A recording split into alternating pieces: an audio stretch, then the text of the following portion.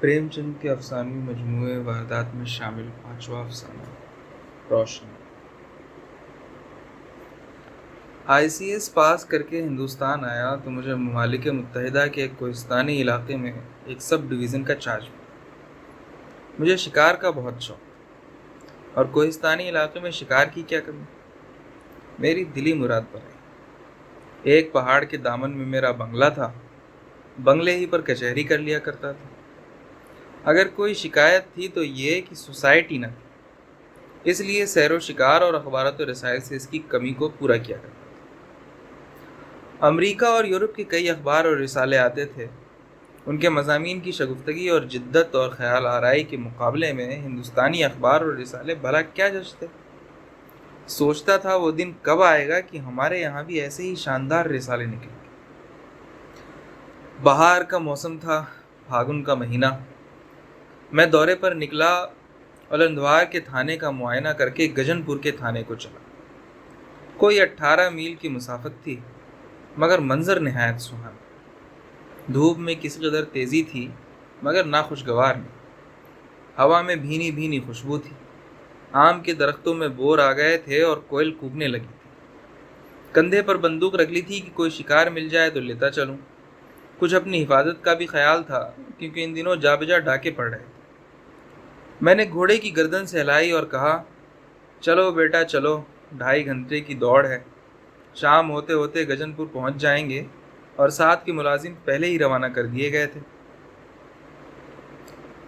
جا بجا کاشتکار کھیتوں میں کام کرتے نظر آتے تھے۔ ربیع کی فصل تیار ہو چلی تھی، اوکھ اور خربوزے کے لیے زمین تیار کی جا رہی تھی۔ ذرا ذرا سے مزرعے تھے، وہی بابا آدم کے زمانے کے بوسیدہ حل، وہی افسوسناک جہالت، وہی شرمناک نیم برہنگی۔ اس قوم کا خدا ہی حافظ۔ گورنمنٹ لاکھوں روپے زراعتی اصلاحوں پر صرف کرتی ہے، نئی نئی تحقیقاتیں اور ایجاداتیں ہوتی ہیں، ڈائریکٹر انسپکٹر سب موجود، اور حالت میں کوئی اصلاح، کوئی تغیر نہیں۔ تعلیم کا طوفان بے تمیزی برپا ہے۔ یہاں مدرسے میں کتے لوٹتے ہیں۔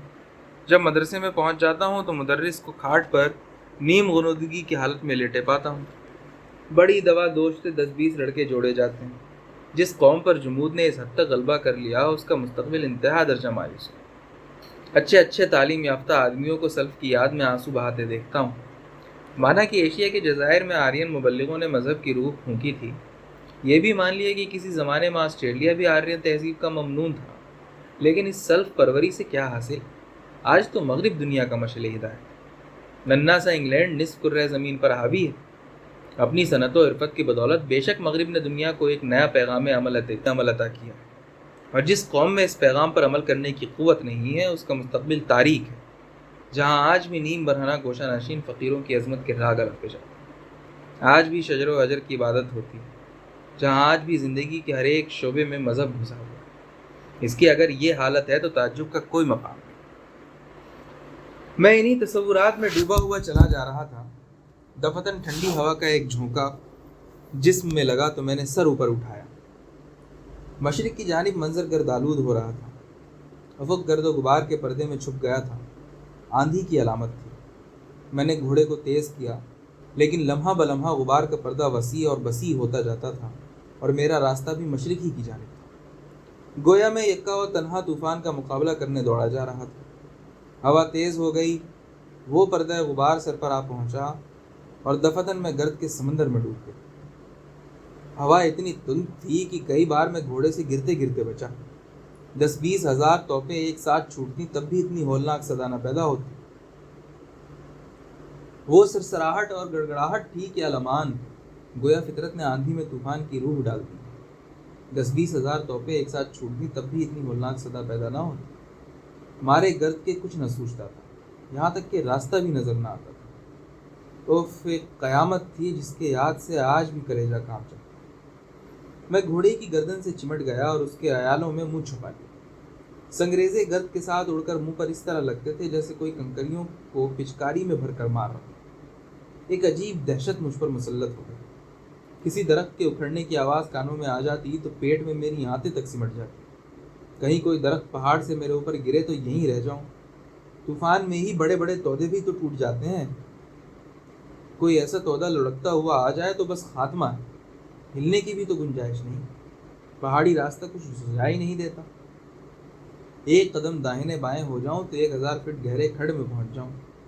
अजीब हैजान में मुब्तला था। कहीं शाम तक तूफान जारी रहा तो मौत ही है। रात को कोई दरिंदा आकर सफाया कर देगा। दिल पर बेख्तियार रिक्कत का गलबा हुआ। मौत भी आई तो इस हालत में कि लाश का भी पता न चले। उफ़ो, कितनी जोर से बिजली चमकी है कि मालूम हुआ एक नेज़ा सीने के अंदर घुस गया। दफतन झंझन की आवाज़ सुनकर मैं चौंक पड़ा। इस राहट में भी झंझन की आवाज़ साफ सुनाई दे रही थी, जैसे कोई सांडनी दौड़ी आ रही। सांडनी पर कोई सवार तो होगा ही, मगर उसे रास्ता क्यों कर सूझ रहा है? कहीं सांडनी एक कदम भी इधर उधर हो जाए तो बच्चा तहतुस्सुरा में पहुंच जाए। कोई जमींदार होगा, मुझे देखकर शायद पहचाने भी नहीं। चेहरे पर मनोगर्द पड़ी हुई है, मगर है भला का हिम्मत वाला। एक लम्हे में झंझन की आवाज़ करीब आ गई। फिर मैंने देखा कि एक जवान औरत सर पर एक खांची रखे कदम बढ़ाती हुई चली आ रही है। 1 गज के फासले से भी उसका सिर्फ धुंधला सा अक्स नजर आया। वो औरत होकर अकेली मर्दाना वार चली जा रही है।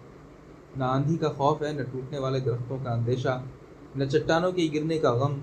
गोया ये भी कोई रोज़मर्रा का मामूली वाक़या। मुझे दिल में गैरत का एहसास कभी इतना शदीद न हुआ। मैंने जेब से रुमाल निकालकर मुंह पोंछा और उससे बोला, वो औरत, गजनपुर यहाँ से कितनी दूर है? मैंने पूछा तो बुलंद लहजे में, मगर आवाज़ 10 गज न पहुंची। औरत ने कोई जवाब न दिया। शायद उसने मुझे देखा ही नहीं। मैंने चीख कर पुकारा, ओ औरत, ज़रा ठहर जा, गजनपुर यहाँ से कितनी दूर है? औरत रुक गई। उसने मेरे करीब आकर मुझे देखकर ज़रा सर झुकाकर कहा, कहाँ जाओगे? गजनपुर कितनी दूर है? चले आओ, आगे हमारा गांव है, उसके बाद गजनपुर है। तुम्हारा गांव कितनी दूर है? वो क्या आगे दिखाई देता है? तुम इस आंधी में कहीं रुक क्यों नहीं गई? छोटे छोटे बच्चे घर पर हैं, कैसे रुक जाती? मर्द तो भगवान के घर चला गया। आंधी का ऐसा ज़बरदस्त रेला आया कि मैं शायद 2-3 कदम आगे खिसक गया। गर्दो गुबार की एक धूपनी सी मुंह पर लगी। उस औरत का क्या हश्र हुआ मुझे खबर नहीं। मैं फिर वहीं खड़ा रह गया। फ़लसफ़े ने कहा, उस औरत के लिए ज़िंदगी में क्या राहत है? कोई टूटा फूटा झोंपड़ा होगा, 2-3 फाकाकश बच्चे, बेकसी में मौत क्या क्या गम। मौत तो उसे बासे निजात होगी। मेरी हालत और है। ज़िंदगी अपनी तमाम दिलफरेबियों और रंगीनियों के साथ मेरी नाज बर्दारी कर रही है। हौसले हैं, इरादे हैं, मैं इसे क्यों कर खतरे में डाल सकता हूँ? मैंने फिर घोड़े के आयालों में मुँह छुपा, शुतुरमुर्ग की तरह जो खतरे से बचने की कोई राह न पाकर बालों में सर छुपा लेता है। वो आंधी की आखिरी सांस थी। उसके बाद बतदरीज जोर कम होने लगा, यहाँ तक कि कोई 15 मिनट में मतला साफ हो गया। न गर्दो गुबार का निशान था, न हवा के झोंकों का। हवा में एक फरहत बख्श खुनकी आ गई। अभी मुश्किल से 5 बजे होंगे। सामने एक पहाड़ी थी, उसके दामन में एक छोटा सा मौज़ा था। मैं जो ही उस गांव में पहुंचा, वही औरत एक बच्चे को गोद में लिए मेरी तरफ आ रही थी। मुझे देखकर उसने पूछा, तुम कहाँ रह गए थे? मैं डरी कि तुम रास्ता ना भूल गए हो, तुम्हें ढूंढने जा रही थी। मैंने उसकी इंसानियत से मुतासिर होकर कहा, मैं इसके लिए तुम्हारा बहुत ममनून हूँ। आंधी का ऐसा रेला आया कि मुझे रास्ता न सूझा, मैं वहीं खड़ा रह गया। यही तुम्हारा गांव है? यहाँ से गजनपुर कितनी दूर होगा? बस कोई धाप भर समझ लो। रास्ता बिल्कुल सीधा है, कहीं दाएं बाएं मुड़ियो नहीं, सूरज डूबते डूबते पहुंच जाओगे। यही तुम्हारा बच्चा है? नहीं, एक और इससे बड़ा है। जब आंधी आई तो दोनों नंबरदार की चौपाल में जाकर बैठे थे कि झोपड़ियाँ कहीं उड़ न जाए। जब से आई हूँ ये मेरी गोद से नहीं उतरता, कहता है तू फिर कहीं भाग जाएगी। बड़ा शैतान है, लड़कों में खेल रहा है। मेहनत मजदूरी करती हूँ बाबूजी, इनको पालना तो है। अब मेरे कौन बैठा हुआ है जिस पर टेक करूँ? घास लेकर बेचने गई थी, कहीं जाती हूँ मन इन बच्चों में लगा रहता है। मेरा दिल इतना असर पजीर तो नहीं है, लेकिन इस दहकान औरत के बेलौस अंदाज़े गुफ्तगू, उसकी सादगी और जज्बा मादरी ने मुझ पर तस्खीर का सामन। उसके हालात से मुझे गोना दिलचस्पी हो गई। पूछा, तुम्हें बेवा हुए कितने दिन हो गए? औरत की आंखें नम हो गई। अपने आंसुओं को छिपाने के लिए बच्चे के रुखसार को अपनी आंखों से लगाकर बोली, ابھی تو کل 6 مہینے ہوئے ہیں بابو جی. بھگوان کی مرضی میں آدمی کا کیا. بس بھلے چنگے ہل کر لوٹے, ایک لوٹا پانی پیا, طے ہوئی, بس آنکھیں بند ہو گئیں. نہ کچھ کہا نہ سنا. میں سمجھی تھکے ہیں, سو رہے ہیں. جب کھانا کھانے کو اٹھانے لگی تو بدن ٹھنڈا. تب سے بابو جی گھاس چھیل کر پیٹ پالتی ہوں اور بچوں کو کھلاتی ہوں. کھیتی میرے مان کی نہ تھی, بیل بدیے بیچ کر انہی کے کریا کرم میں لگا دیے. بھگوان تمہارے ان دونوں غلاموں کو جلا دے, میرے لیے یہی بہت ہے. میں موقع اور محل سمجھتا ہوں اور نفسیات میں بھی دخل رکھتا ہوں, لیکن اس وقت مجھ پر ایسی رقت طاری ہوئی کہ میں آپ دیدہ ہو اور جیب سے 5 روپے نکال کر اس عورت کی طرف ہاتھ بڑھاتے ہوئے کہا, میری طرف سے یہ بچوں کی مٹھائی کھانے کے لیے لے, مجھے موقع ملا تو پھر کبھی آؤں گا. یہ کہہ کر میں نے بچے کے رخساروں کو انگلی سے چھو لیا. ماں ایک قدم پیچھے ہٹ کر بولی, نہیں بابو جی, یہ رہنے دیجیے. میں غریب ہوں لیکن بھکارن نہیں ہوں. یہ بھیک نہیں ہے, بچوں کی مٹھائی کھانے کے لیے ہے. نہیں بابو جی, مجھے اپنا بھائی سمجھ کر لے لو. نہیں بابو جی, جس سے بیاہ ہوا اس کی عزت تو میرے ہی ہاتھ ہے. بھگوان تمہارا بھلا کریں, اب چلے جاؤ, نہیں دیر ہو جائے گی. میں دل میں خفیف اتنا کبھی نہ ہوا تھا. جنہیں میں جاہل, کور باطن, بے خبر سمجھتا تھا, اسی طبقے کی ایک معمولی عورت میں یہ خودداری, یہ فرض شناسی, یہ توکل, اپنے ذوق کے احساس سے میرا دل جیسے پامال ہو. اگر تعلیم فی الاصل تہذیب نفس اور محض اعلیٰ ڈگریاں نہیں تو یہ عورت تعلیم کی معراج پر پہنچی. میں نے نادم ہو کر نوٹ جیب میں رکھ دیا اور گھوڑے کو ایڑ لگاتے ہوئے پوچھا, تمہیں اس آندھی میں ذرا سا ڈر نہ معلوم ہوتا تھا؟ عورت مسکرائی, ڈر کس بات کا, بھگوان تو سبھی جگہ ہے. اگر وہ مارنا چاہیں تو کیا یہاں نہیں مار سکتے؟ میرا آدمی تو گھر آ کر بیٹھے بیٹھے چل دیا. آج وہ ہوتا تو تم اس طرح گجن پور کے لیے نہ جا پاتے, جا کر تمہیں پہنچا آتا, تھوڑی خدمت کرتا. گھوڑا اڑا. میرا دل اس سے زیادہ تیزی سے اڑ رہا تھا, جیسے کوئی مفلس سونے کا ڈلا پا کر دل میں ایک طرح کی پرواز کا احساس کرتا ہے. وہی حالت میری. اس دہقان عورت نے مجھے وہ تعلیم دی جو فلسفہ اور مابعد الطبیعیات کے دفتروں سے بھی نہ حاصل ہوئی. میں اس مفلس کی طرح اس سونے کے ڈلے کو گرہ میں باندھتا ہوا ایک غیر مترقبہ نعمت کے غرور سے مسرور, اس اندیشے سے خائف کہ کہیں یہ اثر دل سے مٹ نہ جائے, اڑا چلا جائے. بس یہی فکر تھی کہ اس پارہ زر کو دل کے کسی گوشے میں چھپا لوں جہاں کسی حریص کی اس پر نگاہ نہ پڑے. گجن پور ابھی 5 میل سے کم نہ تھا. راستہ نہایت پیچیدہ, بےہڑ, بے برگبار. گھوڑے کو روکنا پڑا. تیزی میں جان کا خطرہ تھا. آہستہ آہستہ سنبھلتا چلا جاتا تھا کہ آسمان پر ابر گرایا. کچھ تو پہلے ہی سے چھایا ہوا تھا, پر اس نے ایک عجیب صورت اختیار. برق کی چمک اور رات کی گرج شروع ہوئی. پھر افق مشرق کی طرف سے زرد رنگ کے ابر کی ایک نئی تہ اس مٹیالے رنگ پر زرد لیپ کرتی ہوئی تیزی سے اوپر کی جانب دوڑتی نظر آئی. میں سمجھ گیا اولے ہیں.